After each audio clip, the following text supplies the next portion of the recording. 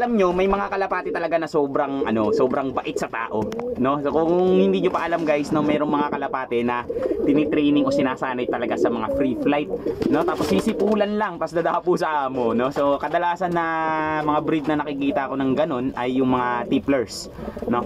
Ang hindi ko alam guys, yung sa yung nasa Malaysia ata yun o Indonesia, yung free flight din, tapos pabilisan bumagsak. Ano nyo yun, yung ginaganyan sila sa lamesa, oh. Meron ganun guys eh. Tapos kadalasan pagka hindi nasaluyo, patay yung kalapati, no? Pabilisan lang silang bumulusok, no? So yung mga ganung competition guys, ang tawag po doon ay free flight. So isa lang yun guys sa mga pinakamararaming iba't ibang competition ng kalapati.